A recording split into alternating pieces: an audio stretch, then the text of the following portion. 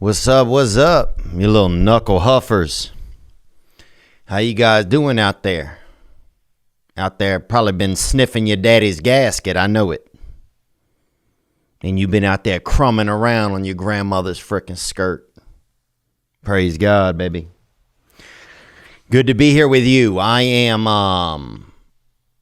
what am I doing? Well, I'll tell you, a damn branch fell in my yard. A damn branch, man. You know, one of Mother Nature's damn knuckles, bro. That bitch just fell in my yard, man. It just, a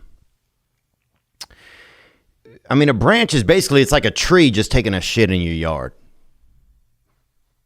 Let's be honest, and so that thing hit, it hit down in the yard, and the man came, and, the branch man up there from Richard's Branch Company or something. Richard's Forest or Deforestry or something. I don't know what they were doing. Some kind of, it's probably, people using drugs and trying to get better but working with branches in the meantime and stuff. But, the man came and he said $1,100 to get the branch out of the yard. And that shook me a little. That really twisted my dick, man, honestly. It felt like somebody just wrapped my nuts around my neck. Because $1,100, that's dude, I had a fella in my old building offer to kill someone that we both knew that we didn't, I guess think should be alive. He offered to kill him for $1,000. So you telling me, Richards, that I can get a human removed from the earth for $1,000, but $1,100 out here on this dead wood? Come on, bro. So I'll tell you, what I did? I'll tell you exactly what I did. I got me a Fisker's saw. I brought it. I got me that Fisker's 18-inch right there with that antelope front. That anteater, that gripper, baby. And as he's telling me 11, I'm cutting that bastard off and throwing chunks over the fence. There goes $200 worth right there. Now we down to $900, Richards. And he's still rattling on about the price, and he had said, well, we got to have our guys insured. I said, bitch, put on some cleats. You know what I'm saying? Protect your ankles, daddy. And I sawed off another chunk and threw that bastard over the fence. Now 2/5 of it's gone, Richards. We're down to damn $700-800 worth of branch left, according to you. So you just got to be careful. They'll gouge you. They will gouge you.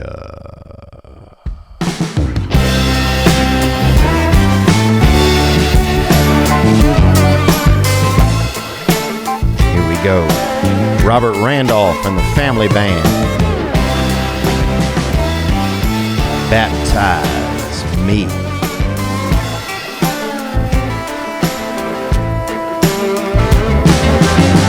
Dirty water, red clay mud. I need redemption, saved from the flood. Give me everlasting, immortal love. I'm barefoot and waiting. I'm lost in the blood, y'all. I'm begging you, please. Begging you, please. Baptize me. Come on. I'm begging you, please. Baptize me. Dip me in the water, baby. That detergent. Never seen it coming. Looking at me that way. Now all my blues seen brighter days. Tell him Bobby Randy. I'm a son of a preacher man, a small town cliche. I learned the devil's tongue. What else can I say? Hey, down on my knees, Lord, baptize me. Baptize me, baby boy. You know it. I'm down on my knees, baptize me. And there you go with the awkward fade out per usual. And you know that. That's how I do that. Oh, I'm begging you, please baptize me. And that's Robert Randolph and the Family Band. Man, I remember seeing him at a hotel somewhere in, was it Atlanta maybe, or somewhere. I just remember seeing him at a hotel. And man, I was just fired up. I saw him in the lobby. He wouldn't remember. This was a decade ago. You know, back when I was young and my chunk was thick back then. And my body was strong. But baptize me. That's what they say. Dip me in the water. Take me to the river. Put me in the water. And we back from Easter. You know what I'm saying? All these eggs have been hunted. And it's springtime is in the air. And you'll see it, a lot of ladies be flashing that bottom. Trying to get sprayed in, trying to get affection. And it's that time of year. It's interesting that Mother Nature built in a time where the spunk starts to fly, baby, you know it. Where the titties starts to perk. Mother Nature built that time into the clock. It's pretty fascinating. But happy belated Easter to everyone. You know, Jesus is back. Hide and go seek. That I'll tell you this. Hide and go seek champion, brother. Jesus Cristo. You know what I'm saying? That Mexican-American bad boy. Jesus Christ. I mean, the fact that they couldn't find him for a couple of days. He's dead. He's not dead. He's back. He's ghosting. And now all these bitches want him, to be honest with you. Praise God. I hope you had a nice Easter, man. I went to Louisiana, spent time with my family. What did we do? We had some, you know, we did a crawfish boil down there. And, you know, the crawfish boil, everybody comes out. People come out, whether they've been hiding for the winter, whatever. You know, your cousin Lil Andrew come out. He got a new mole on his face. Say he's talking to a girl or something. He ain't talking to no girl. Everybody knows that shit. You know, your friend come out. He's handicapped. Your other buddy come out. He was in a fire. Maybe Big Tiffany was in a fire. She got burnt out, you know, and she got some salve on her back or something. But yeah, happy Easter, man. Baptize me. That's what he's saying. Robert Randolph, baptize me. Put me in the water. Take me to the river. You know what's fascinating about baptizing is just getting that wash, you know? That's the freaking Lord's car wash right there. And they dip you through that plane of water and air. It's really fascinating because you could take a fish in one hand and you could take a bird, an air bird, in the other. And you could switch them at the same time, put one underwater, one out of the water. And they both can't handle. They can't handle that smoke, baby, on the lungs.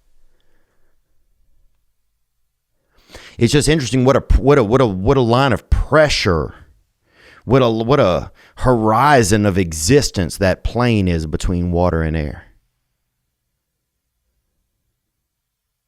It's pretty fascinating.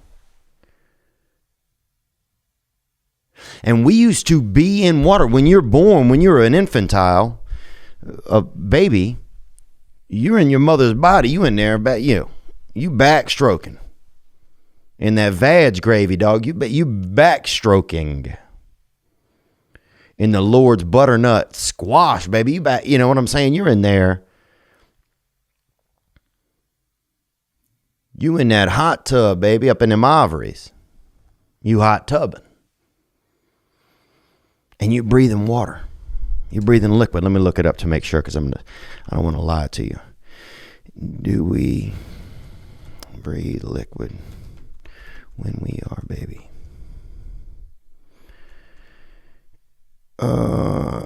Do we breathe liquid when we're a baby? The mother's placenta helps the baby breathe while it is growing in the womb. Oxygen and carbon dioxide flow through the blood in the placenta. Most of it goes to the heart and flows through the baby's body. At birth, the baby's lungs are filled with fluid. Woo-woo. It's just wild how that baptism, that dip, they're almost taking you back to whenever you were made, when you were, before you were aftermarket, before the devil got to you, and before you were aftermarket, and before you got, when they baptize you, they're almost just dipping you in that water. Just saying, hey, remember this? Remember when the Lord had you all fished out? When you was gilled out? It's interesting, man. I think it's interesting. What the hell do I know?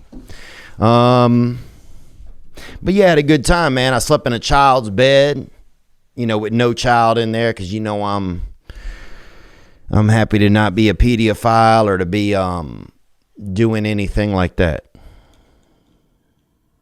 And I want to thank God right now that I'm not a pedophile, man, because it just seems unrewarding. It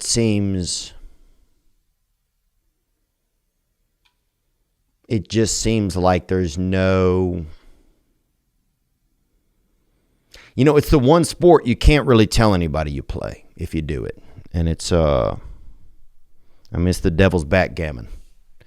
And I'm glad I'm not doing it today. Or ever. Also, I want to say that. I want to say ever as well. And I want to say it loud. What else is going on? I'm in a new studio. I didn't even think about that. Here I am. Got a new fake plant. Dude, I'll tell you this. A fake plant costs $119. $119 for this fucking front yard toupee right here, baby boy. $119 for this fucking chlorophyll skin graft, dog. $119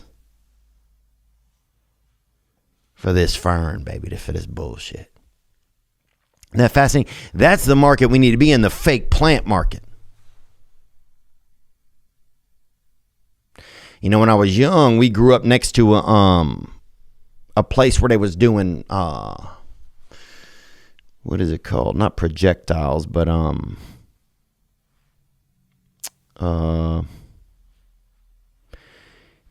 what's it called when you need something to reach something?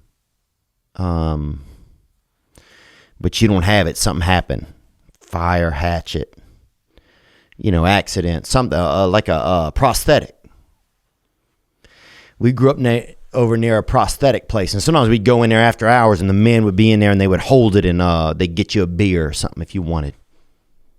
If you was of age, they would, they kind of had the arm and the leg kind of where you could drink, use it to have some beer for the adults, but.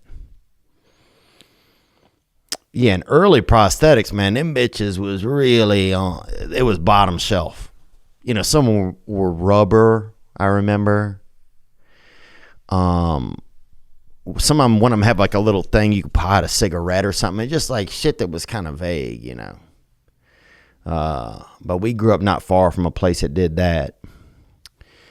What was I talking about? I don't even know. But yeah.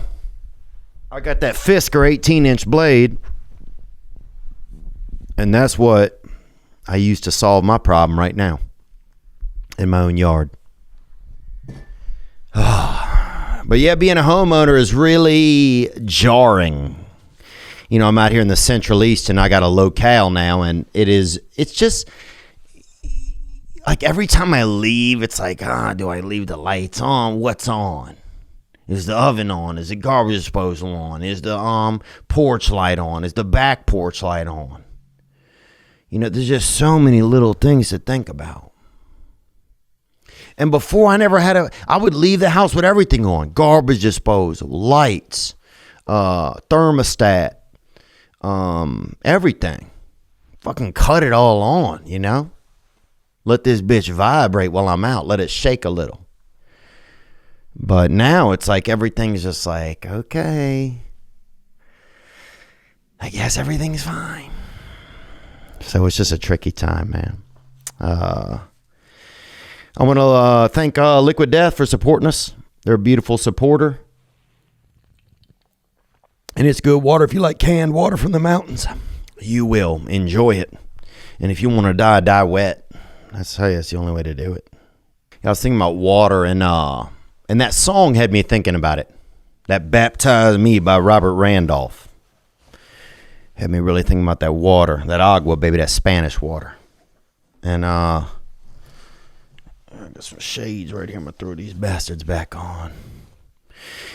You know, I was thinking that, you know, water was one of God's apps originally. You know, people are shocked that God have some good apps when you think about it. Water, fire, gravity, smoke, wolves. What else? Maybe lightning, maybe. I guess, I mean, lightning's good, but yeah, lightning, and that's probably some of the top 4 or 7. And the thing is that God, those are the original apps. People nowadays think, oh, I got this, I got GoPuff, I got, you know, Big Girl or whatever some of the apps are. Bitch, that's nothing. Because God had those apps, baby. Fire, water.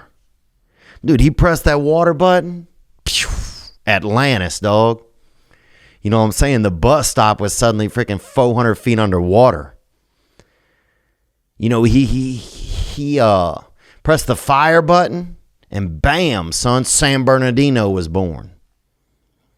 You know, it's just, we got to think about the power. Mother Nature really has the ultimate apps. Even though we get caught up in our own, we start to get further and further from nature. You know, I get further and further. It's kind of remarkable because I'll see a drone and I'll be fascinated. But I'll see one of those fat bumblebees, one of those freaking lemony thickets, you know. And I won't be like, oh, whatever. You know, I'm kind of scared or I'm not scared. I can't really decide. Wasps, I know I'm scared. Fat bumblebees, like, by the time I decide if I'm scared or not, I've kind of left wherever it was at. And they didn't have them. When I was young, they didn't have those fat bumblebees. These bitches are new. They're from Mexico or somewhere where, you know, there's been a lot of incoming traffic, you feel me? So, that's a new thing, man. But it's just funny that I'll see a drone and be fascinated, but I'll see a bumblebee and be like, And it's like, damn, that thing's working without batteries, baby boy. That's, you know, that's the Lord's drone right there. So that's a lot of what's going on. What else? I want to let you know that I got a tour. I'm gonna do a new tour at the end of not the end, but a little bit later in this year. I don't really know what to name it yet, but I'll be thinking about it. If you have suggestions for a name, as always, you could hit the hotline 985-664-9503. Also let you know that Gang, the slides are back in stock. Those footy fashion pieces, baby. And The Be Good to Yourself hoodies are back in stock as well. So a lot of nice stuff going on. What else? Let's hit a little bit of news here. Bhad Bhabie join OnlyFans, and if she's the cash me outside girl. And she definitely, you could tell she's probably been banging a lot of brothers. And that's, let's be honest, dude. You know, you ain't getting near her unless you really that cafe de color with a little neck tat, fam. You feel me? Like, I bet an ankle bracelet makes, really makes her feel erect, probably. And I can say that she's not a child anymore. Also, is this a crime? But anyway, she's on OnlyFans now. And they said she made a ton of money on OnlyFans, the most ever, like $1 million. Let me read it, actually. She turned 18 and made $1 million in 6 hours. Pretty crazy. You know, what scares me about apps is that just how they can quickly share whatever information and just the freedoms we allow them to have. You know, when I was growing up and I was a child, if you say you bought something from somewhere, you bought your little donut or a little Kreller from the bakery, and they'd have a big lady working over there. Look, if it wasn't a big lady working at the bakery, I'm leaving. Okay, boss.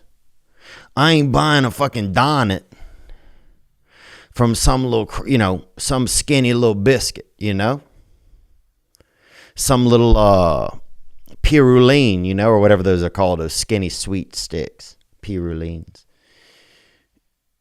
And sometime, I'll be honest, somebody break out a thing of Pirulines, it's a gay man. And that's factual, man, but in no shade, bro. But what I'm trying to say is, you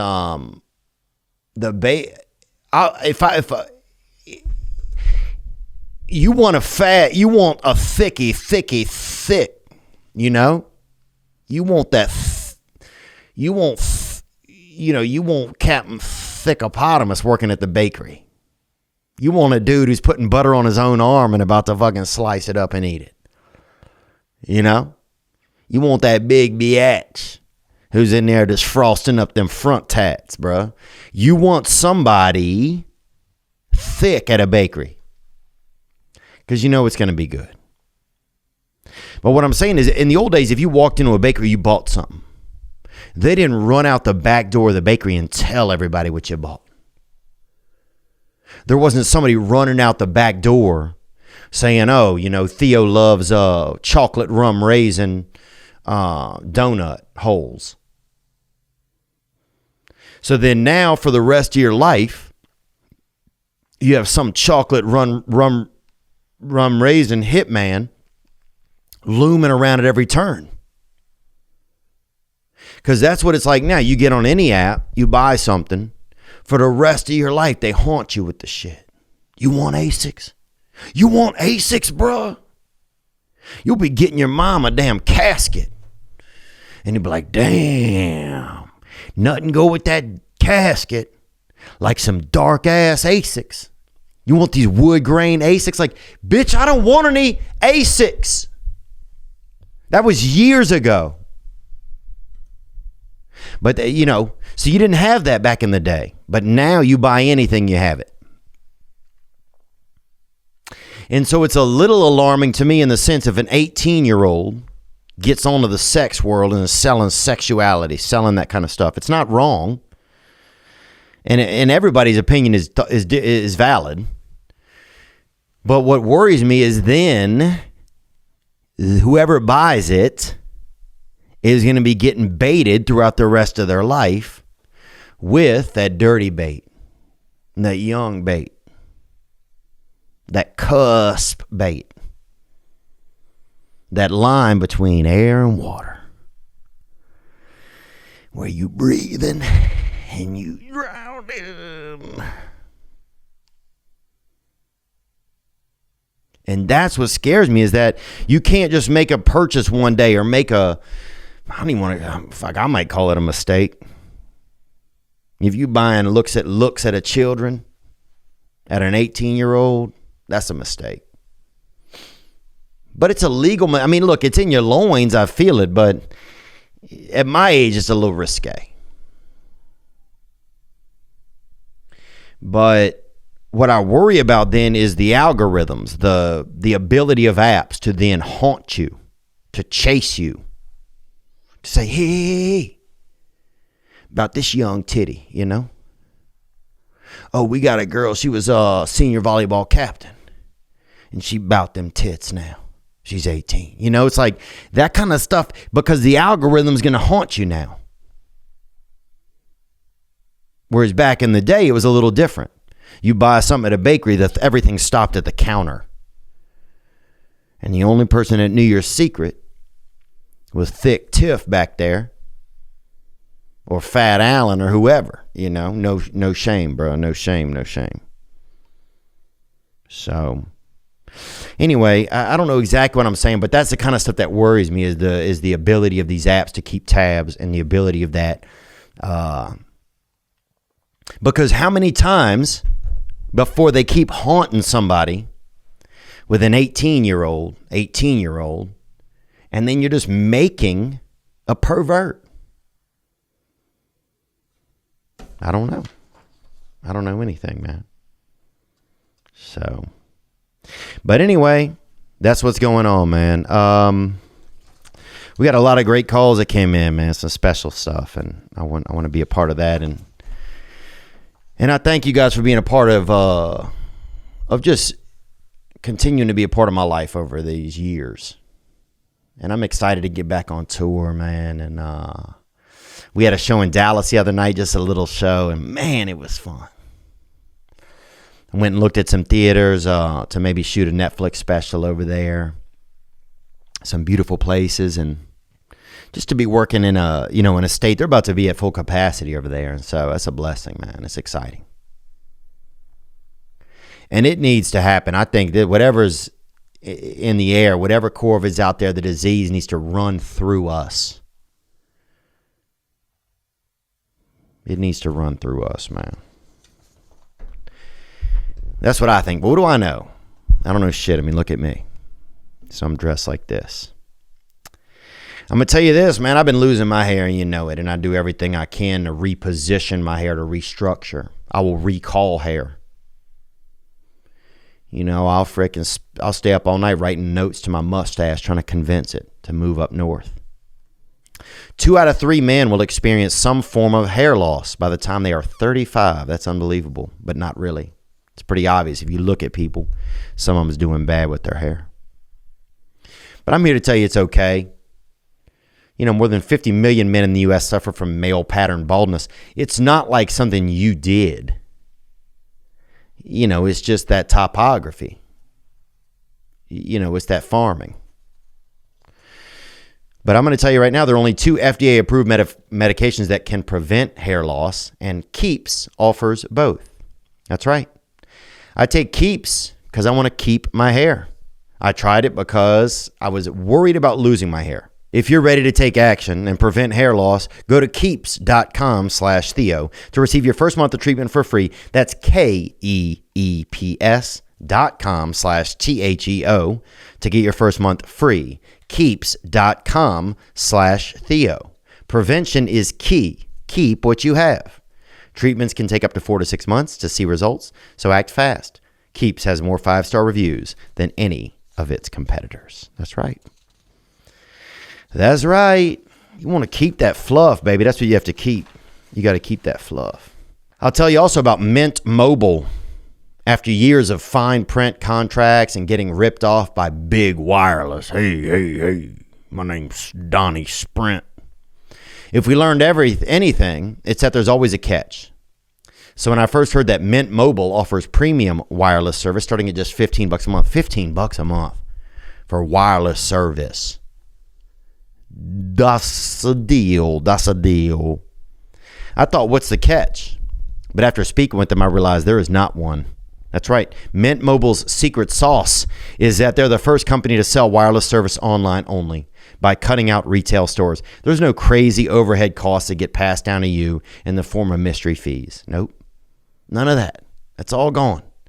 There's no brick and mortar stores. Mint just passes on the sweet savings to you. For people looking for extra savings, Mint Mobile offers premium wireless for just $15 a month. I just keep telling you that because those are the facts.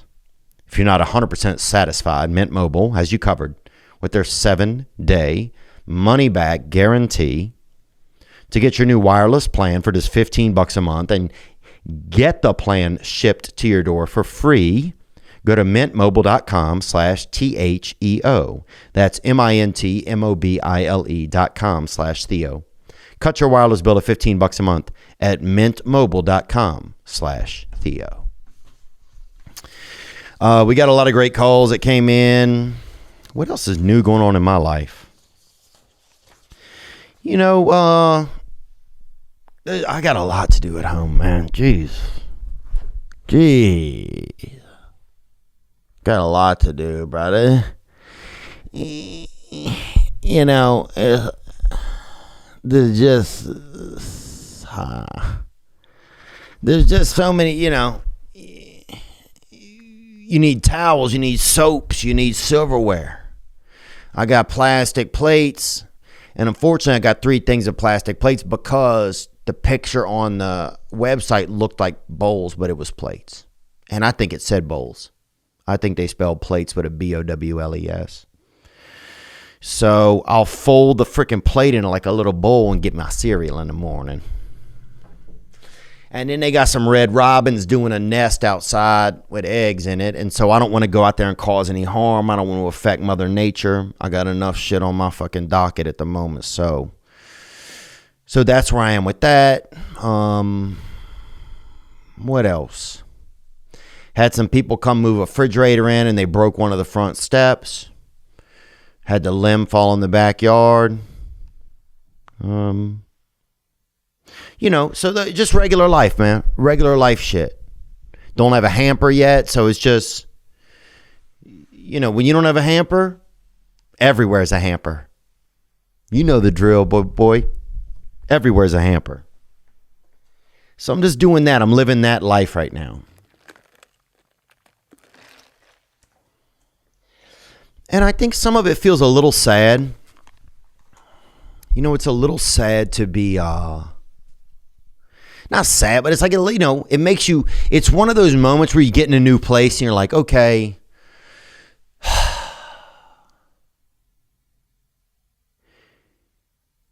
it's almost like walking up a staircase, not really up, but even sideways on a platform or something. The view is different. Like, okay, well, here I am now. I'm in a home. How do I feel? What's it feel like? You know?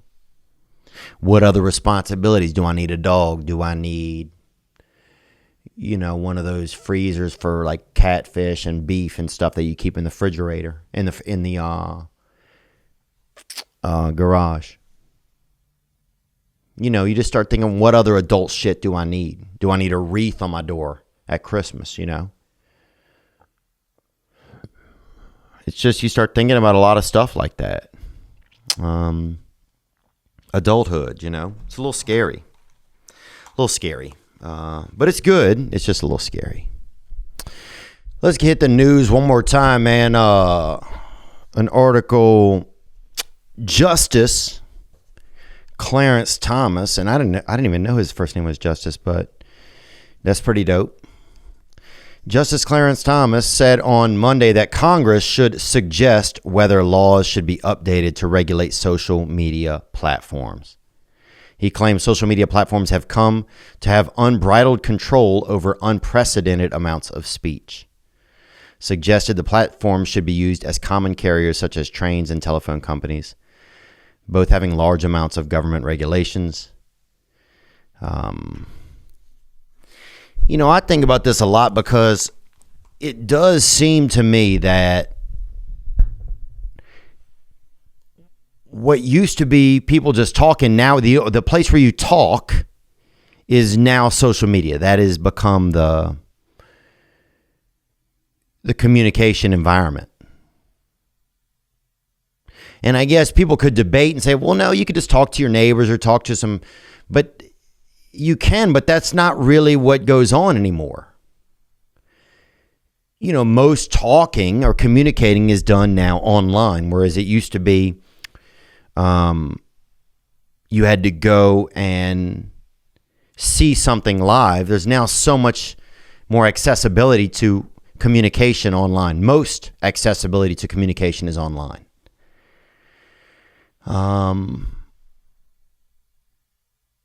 And I guess I feel like people should be able to say whatever they want, because it's almost like the companies have become like the microphone. So everybody has a microphone now, and the companies have owned the microphone, where they can't own your actual voice, but they own the thing your voice goes through to reach others, you know, that spigot. And yeah, I feel like it should be regulated somehow. You hate to have the government involved, but at the same time, because you want like free speech, but if the way we speak is now goes through a filter, and that filter has judgment or jurisdiction over what is okay to say, then that seems very dangerous. Because now speech doesn't feel free, it feels very specific. Like you're allowed to say things, but not these things. And I'd love to know what some of you guys think on that. You know, if you could hit the hotline, 985-664-9503.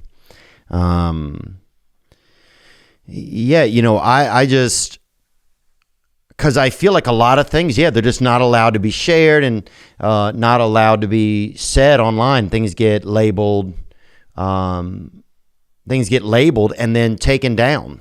So that just feels alarming. At least let people decide what they want to hear or believe, but everyone should have the ability to share, I feel like. And I'm open to hear different people's thoughts on that. Because maybe also it's just our responsibility to be like, oh, well, this platform doesn't allow everything to be shared. And I think most people know that, but I don't know. Just a lot there, man. There's a lot in that little cauldron. So if you want to stir that thing, hit the hotline, 985-664-9503. What else do we have here? We got a call that came in from Skylar. What's up, Theo? This is my name's Skylar. I'm out of the deep north up here in California, Humboldt County. Hey, Skylar, thank you for calling up there from Humboldt County. You know, my friend went to school up there and he actually died, but beautiful fella. And his birthday just passed, my friend Ryan Thomas. And I hope he knows that I love him in heaven, baby. Gang, baby, onward. Thank you for calling, brother. I had a question for you.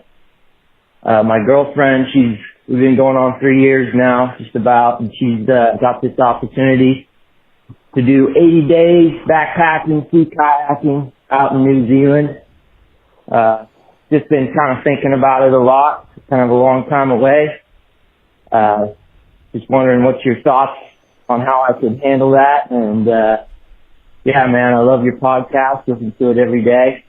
Doing drywall and painting, and you get me through that shit. So appreciate you. Thank you a lot. Later.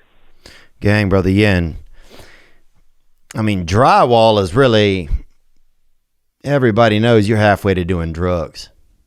And so I wish you well, brother. And, you know, your girlfriend got the opportunity to have an experience. And I appreciate you caring for even what I think about it. I would suggest that you just let her do it and try to find ways to just be as supportive as you can. You know, let her go have an experience. Now, you hope she doesn't really get real indigenous out there, you know, and she's, you know, out there making, you know, meets a Sherpa or something like that. And they're, starting a little Swiss Family Robinson or something, but that's probably not going to happen, man. People's hiking is dangerous. People die. And, it's hard to get erect when people have fever, when people are hungry and altitude, all of that. There's a lot of factors that are going to really probably keep the man off of her, but I think the biggest thing, man, is just to love her and just do what you can to love her and just, send her out on the way and be supportive. Get her a nice compass or get her a nice, something that when she looks for direction or thinks about direction, that she thinks about you, Because that's going to, I think, really, then you're going to get into the entrails of her thoughts and of her feelings like, oh, man, the real direction I need in my life is that fella right there. But yeah, it's tough because you don't want to hold somebody back from an opportunity, but at the same time, you want to hold somebody. And that's a real tricky biscuit, man. That's air and water, man. That's air and water. Let's hear right here. Aaron Rodgers, speaking of air, Aaron Rodgers on Jeopardy. A question came in on Aaron Rodgers. Somebody asked him. This was interesting. Over to our two-day champion on the end. Scott, did you come up with the correct response? Who wanted to kick that field goal?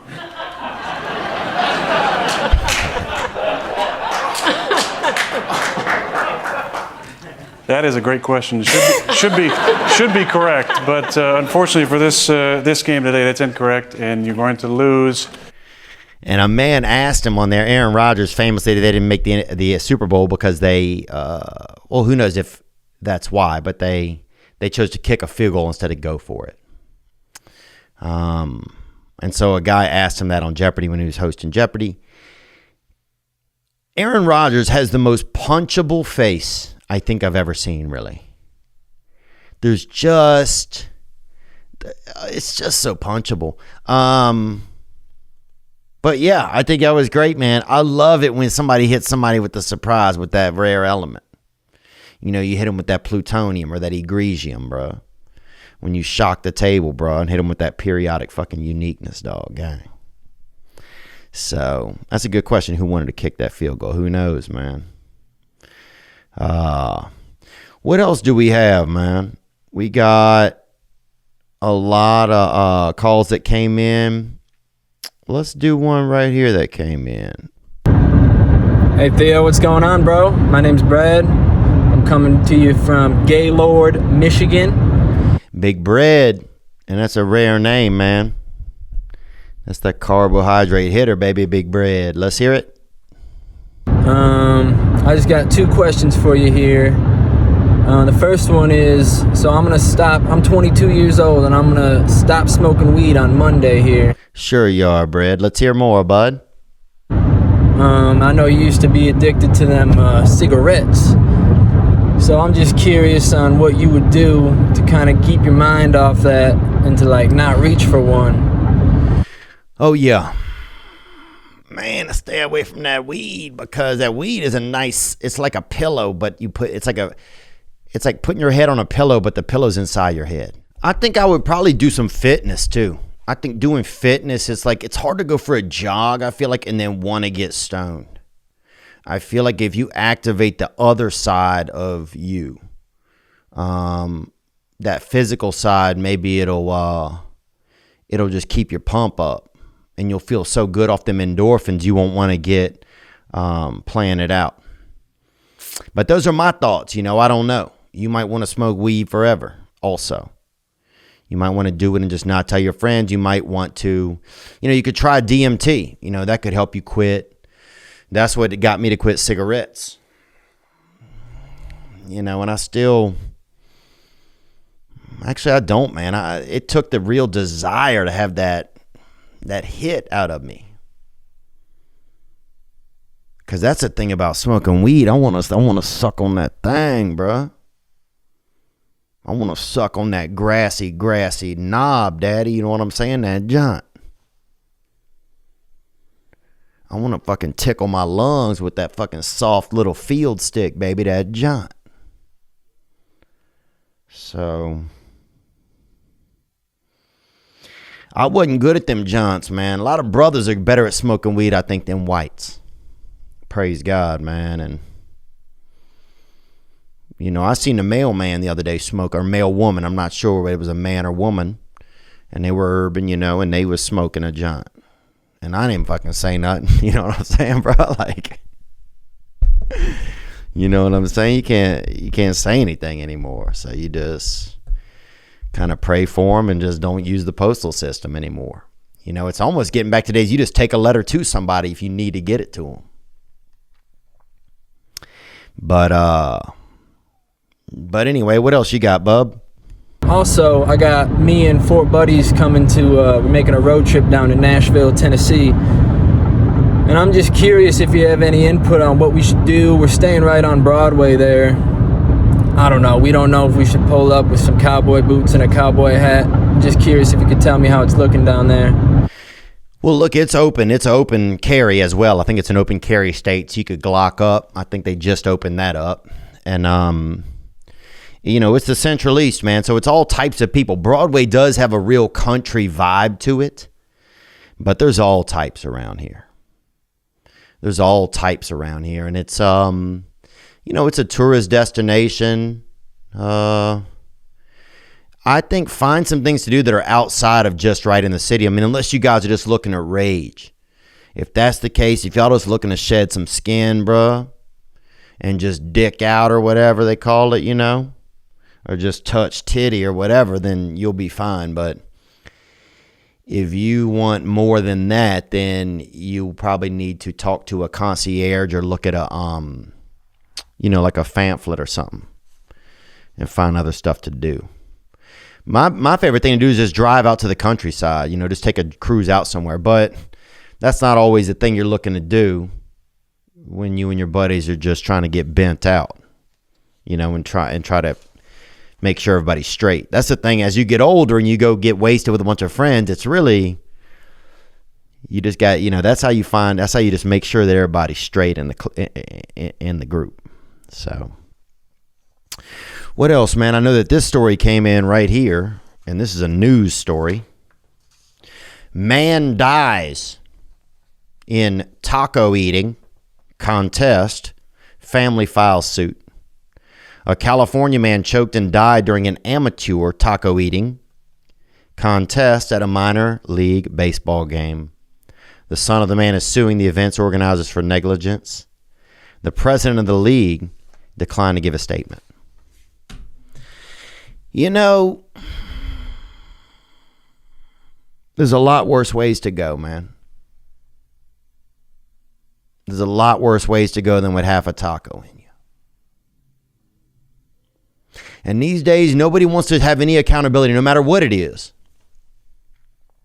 You know, everybody wants to hashtag Taco Tuesday and, you know, nom, nom, nom, nom. But they can't back it up in the streets. They get out there on them taquitos or them beef quesadillas. And they can't back it up. Bye. So I think in this case, you almost got to let bygones be bygones, man. Unless they use that t-shirt cannon and shot it down your boy's gullet. I mean, it's highly unfortunate. You know, first of all, it's extremely unfortunate to even have people know that you were at a minor league baseball game.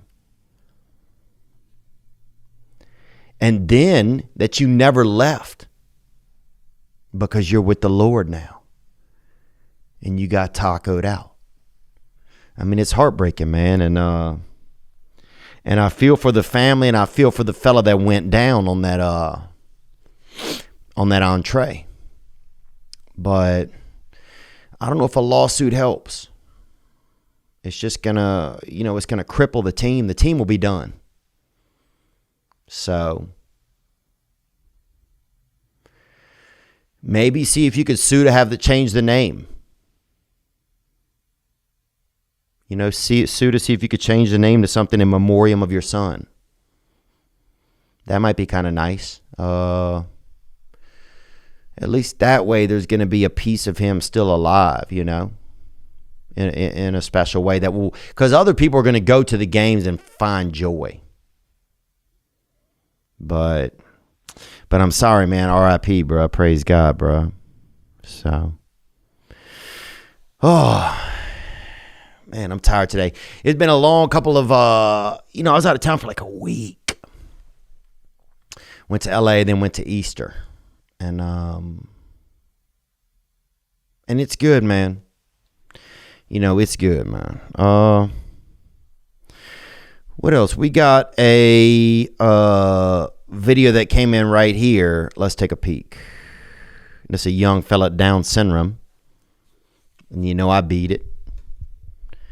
And this beautiful fella right here, this toddler, he's playing football. And the handoff comes to Sam Brady. Sam with the 10. He's at the 20. He's at the 10. He's going to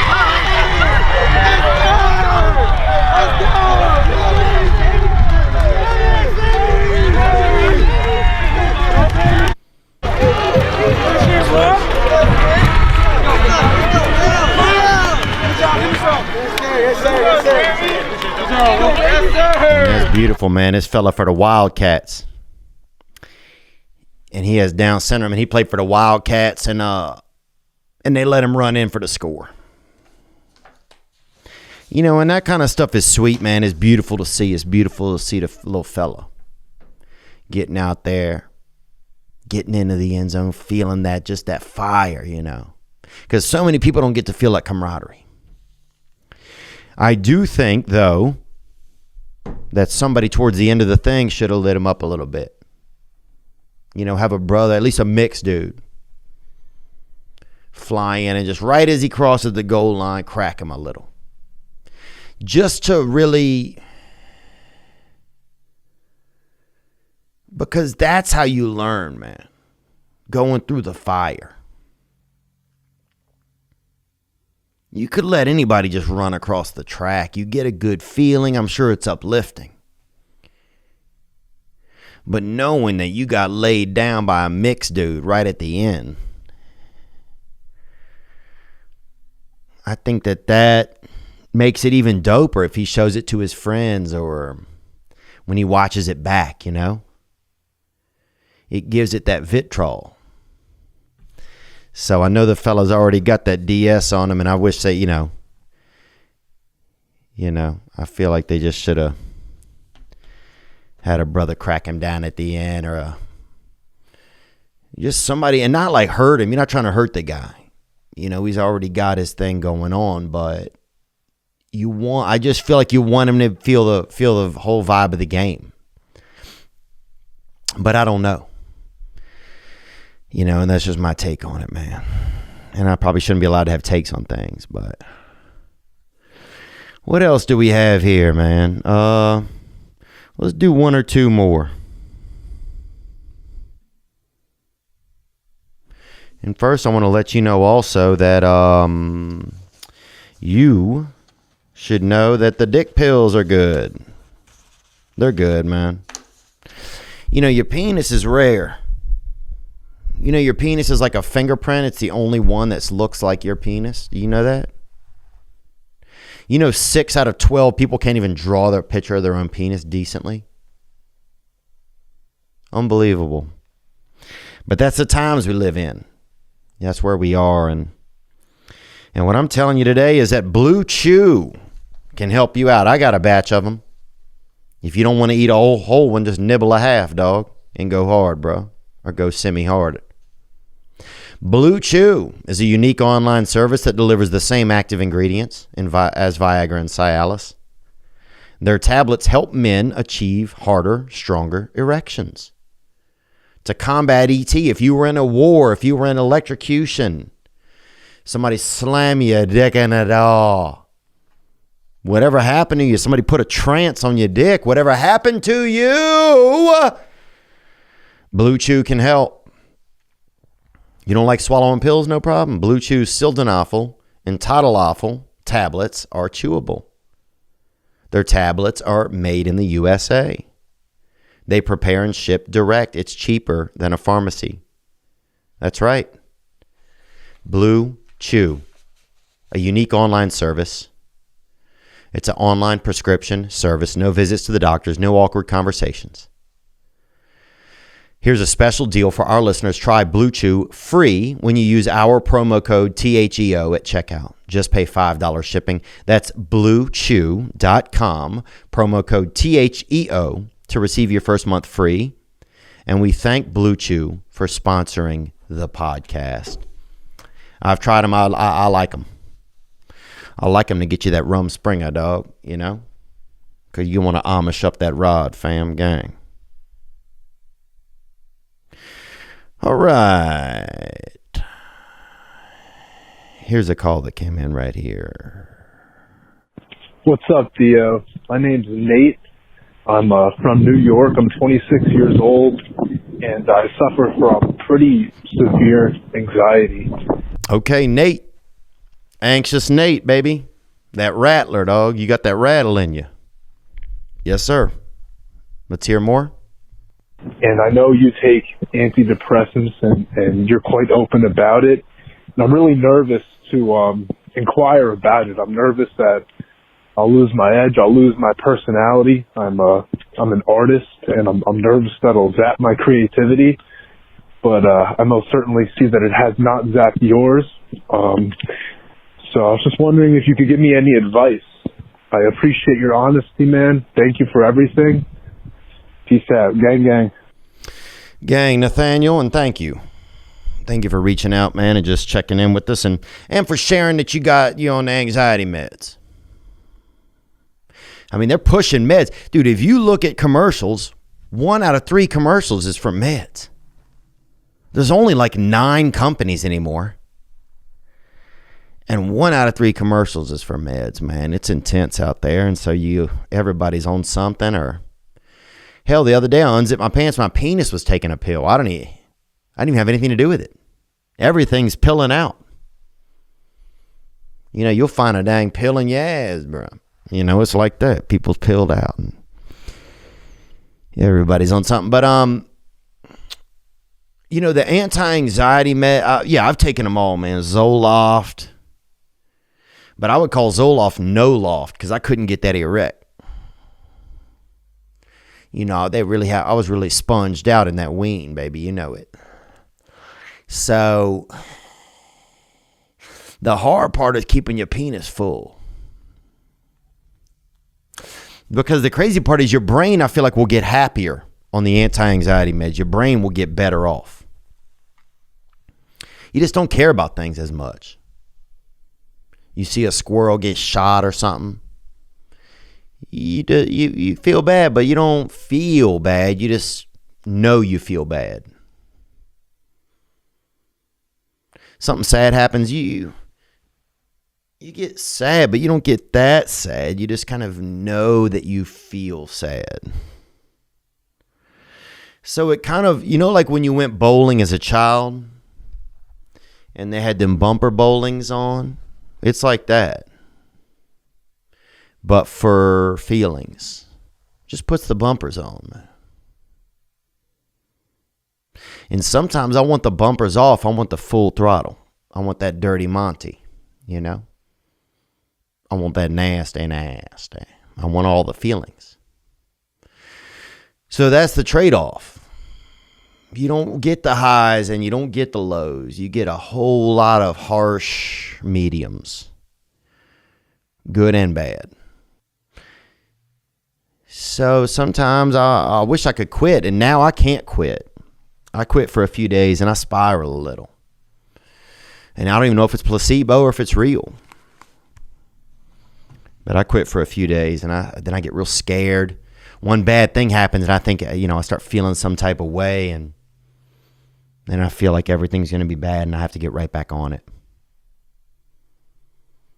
And it's crazy to me that, you know, something that I went in for 20 years ago, they gave me this pill and I'm still taking it. That's wild.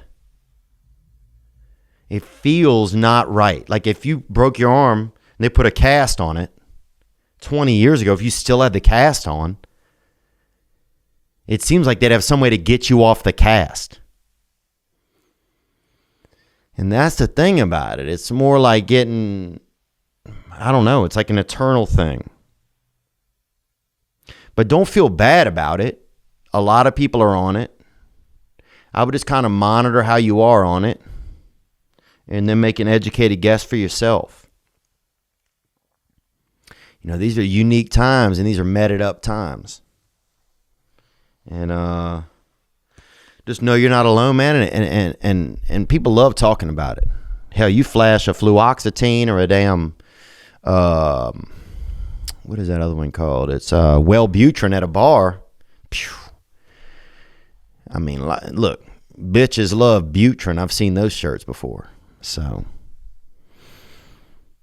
it's possible to really find joy even on the pills and everything. So,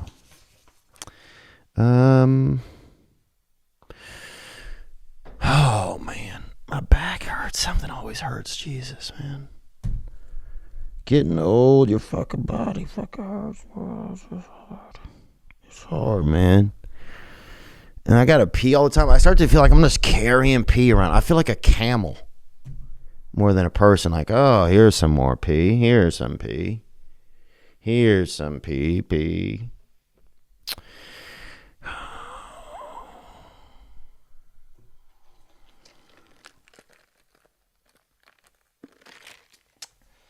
Matter of fact, I'm gonna pee before this last call. All right. You know, I'm lucky to have a job. I got to remember that.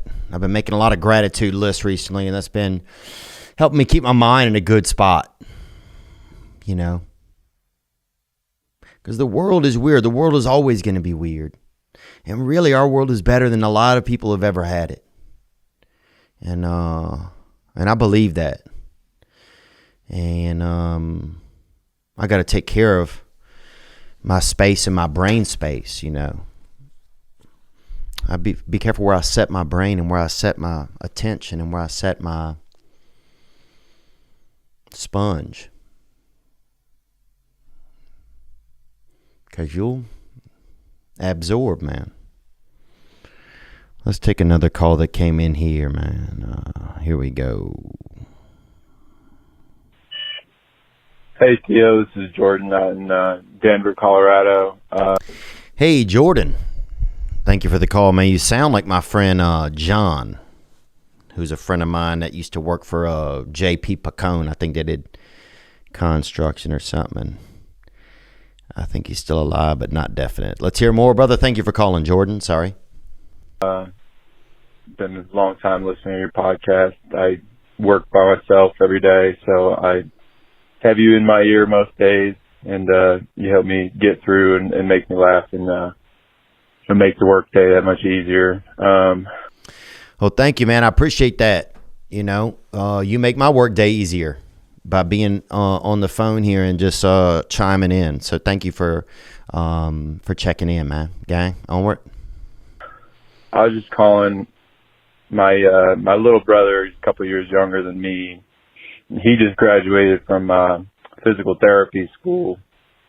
And he's supposed to get his license and, you know, go start off on that career. And lately, you know, alcohol has gotten the better of him, and you know, his addiction is winning out over that, you know, potentially new exciting career. And you know, he had about 6 weeks sober and relapsed this past Thursday, and he's just been deep in it. And you know, he doesn't want to live. You know, he wants to drink himself to death and be left alone to do it. And I don't know how to reach him, man. So any advice you might have for me? You know, I know you know so much about this kind of thing, and, you know, listen, you talk to other callers on the podcast. And so if you have anything you can give me, if you have time to shout out to him, and just let him know that, you know, he's worthy, that he's okay. I appreciate it. Gang, bro. Thank you, man. Thank you for calling. You know, thank you for caring about your brother. You know, thank you for putting that into the world.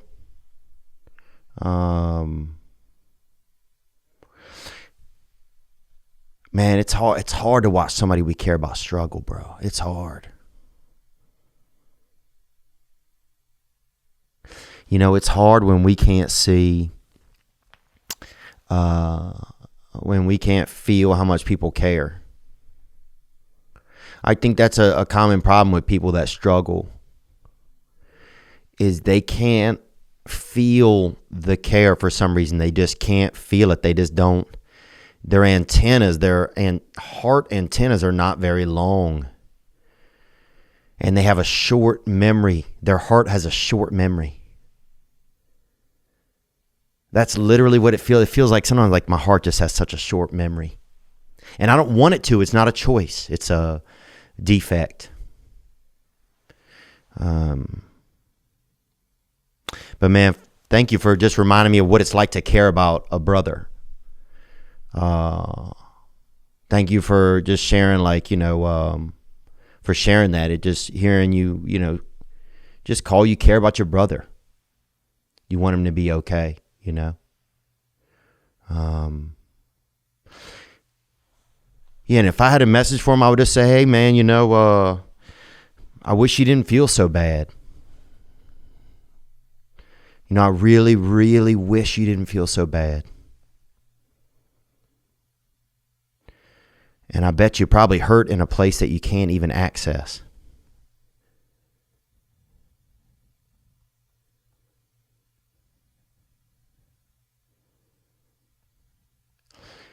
And I bet you want people to see how much you hurt, but you just, you feel like maybe no matter what you do, it's not going to show them.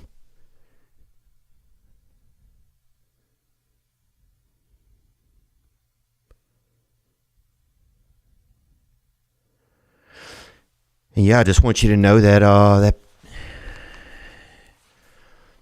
that there's a possibility for things to get better. There's ways for you to feel better, and I know it may not feel like that's possible, but there really are. This year's been hard. This life has been hard in some ways, in emotional ways. You know, living is a hard thing to do. It's a job that you never signed up for. It's like suddenly you're like 9 years old and you're like, holy shit, I work at FedEx. Like, I don't know. It's a shock a lot of times. But I'm sorry that your brother's having such a tough time, man. And I'm sorry that you're having a tough time too. You know, I've had siblings that have struggled, and I've gotten messages from people who know that I struggle, and it's you know, I know it's so hard for people to watch other people go through a tough time. And, you know, I wish your brother knew how much of that we wanted him here. Because if he's deep enough to feel all that pain, bro, if there's that much depth in him, then there's that much depth in him for joy as well. You know, there's not many people in the world that God kind of lets walk through that depth of pain, man.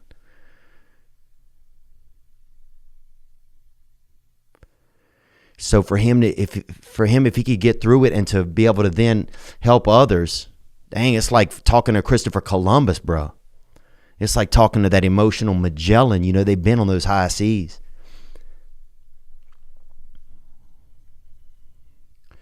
It's just a lot of,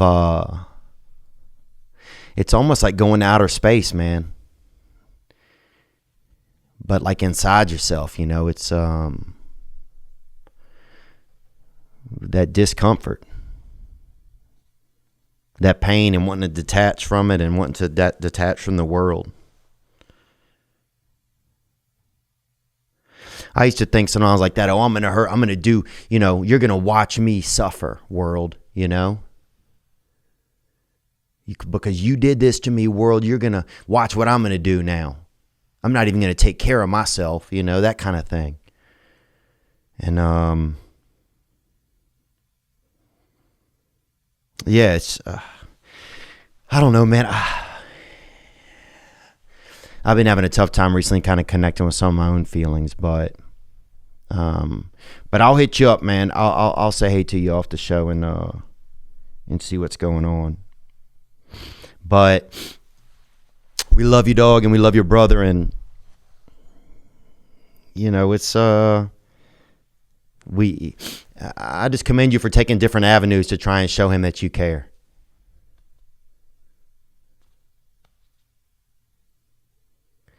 Man, it's so hard. If somebody really is an alcoholic, it's so hard for them to know that people care. It's just hard, man.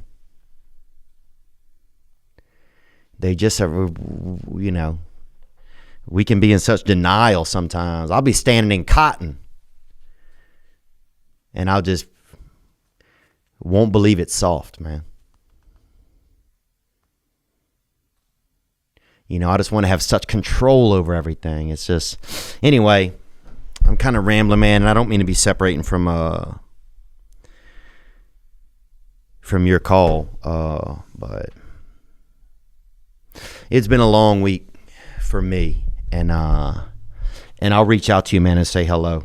But thank you for calling, just even putting your brother on our minds and hearts for a minute, bro. You know, we need it in the world. We need to be thinking about one another. You know, cause it's fucking cool. It feels good, man. When you know somebody cares, God, that feels good. When that arrow of love comes from somebody and it if somehow makes its way through that kaleidoscope of bullshit, and man, and it's getting rarer and rarer, baby. We'll be out here fucking firing them matches. So, gang, man, thank you for calling in, man, and be good to yourself, dude. You deserve it. Yeah, if you have any suggestions too for Jordan right there, that could you know, I mean, I know we can suggest 12-step, which is stuff we know works, but if you have any other suggestions, feel free to hit the hotline. I want to say happy belated birthday to Sean Dugan, who helps out here in the Central East, and he's a young fella, and you know, he's always battling the dark arts, but he carries a strong sword. And what else, man? That's it, really. That's it. That's it. You know, you guys be good to yourselves, man. Take care of yourself, and take care of each other. You know, we got this shit, man. I hate to be preachy. I feel like I sound so preachy right now. My fucking back hurts, dog. I feel like somebody would fucking shoot me in the back with a damn ibuprofen gun. Oh, that feels so good. Wouldn't it feel so good if somebody just came up on the street and just pop, pop, pop, pop? But it was like Toradol. I'm like, oh. Let's go out the way that we came in, man. We all need that dip. We all need that restart. We all need that, man, gang.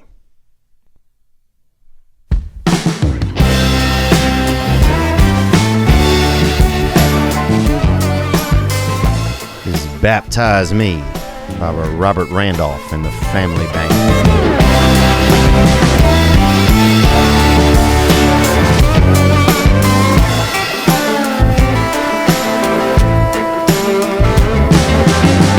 Dirty water, red clay mud. I need redemption, saved from the flood. Give me everlasting, immortal love. I'm barefoot and waiting, I'm washing the blood. I'm begging you, please, baptize me. Begging you, please, baby.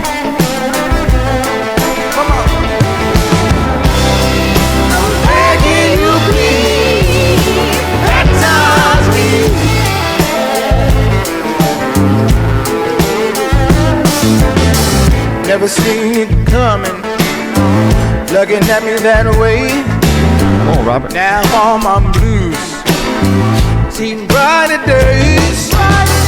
I'm a son of a preacher man, a small town cliche. I never learned the devil's song. What else can I say? Yo, baby.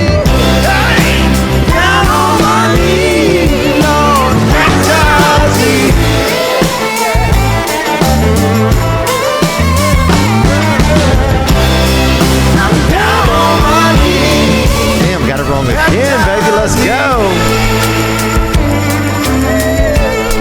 sound begging you, please, to get baptized.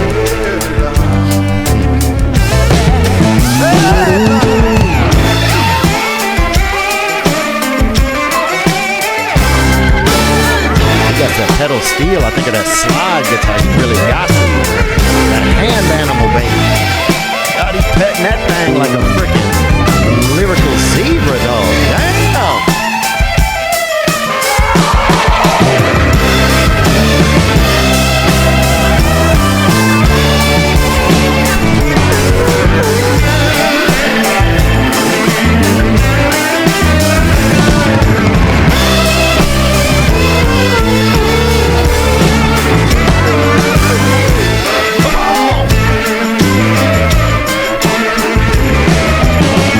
Push me under when you pull me in. I hold my breath. You wash my sins. You testify. My hair spins. I'm a brand new man, baby. I'm born again. Down on my knees, baptize me. And there he is right there, Robert Randolph and the family band Baptise Me. Grateful to listen to that tune today. You guys be good to yourselves, man. You deserve it.